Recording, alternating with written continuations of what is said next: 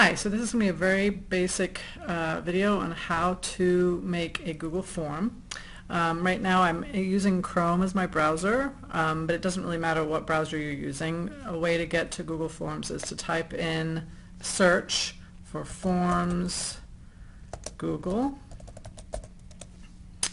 Once you get here, I'm actually going to click on this one, go to Google Forms, and I'm in here already. There are other ways to get there, and none of them are wrong, but this is one way to get there. And again, you do probably want to have a Gmail account, so I'm already logged into my Gmail account, so just take that for granted. Okay, so we're here.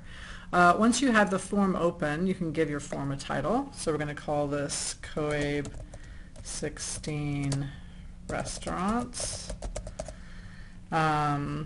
And if I come up here, it'll become the same. You can change it if you want to have a different name. This is what the file will be called, and this is what the document will be called. You can see that we're in the questions side. There's also going to be the responses side that you can look at after you've sent this out and people have responded. Up here we have the ability to change the colors, and you can also change the top header and some of the other styles about it. So if I go into illustrations and I want to pick, let's see, I'll pull it up.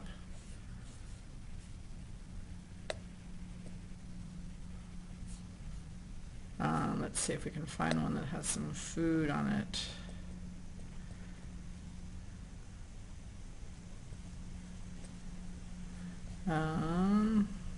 Oh, you can see that there's quite a few options, and it's just taking a little while for my computer to catch on to this. Let's see. Oh, there was a good one.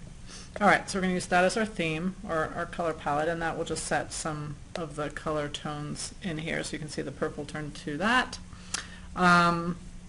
You can change that again. Up here you can send it to people, get the link to share it with, and then there are other options here, which again you can play with if you want to have a collaborator, etc. Okay, so we're going to make our first, you have a place here where you can say list of restaurants in Dallas, Texas. Where did you have breakfast this morning is our question.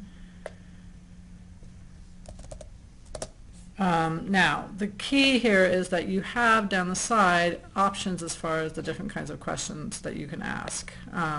So the default often is multiple choice, which means there's one correct answer. Check boxes mean people can select more than one. Drop down, they can select one, but only see one at a time. Or well, yeah, I don't know. Sometimes I don't know why you would use that instead of multiple choice, but it is a different feeling to it. If you have a lot of options, the drop down can be helpful. Short answer, paragraph. So we're going to go with short answer. And we're going to make it required. So they can't move on inside this until they have answered it. And I just see I misspelled something up here. There we go. Okay. Now I want to ask a second question.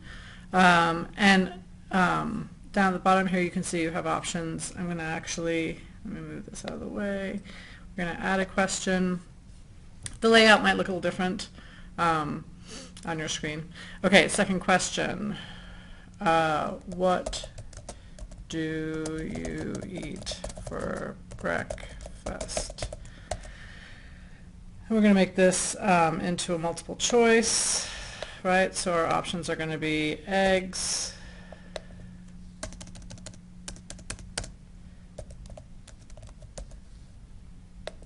cereal, and toast, and we're going to let them pick another. Okay, and this one's also required. Okay, I'm going to stop there, and the second video will take us through the next steps.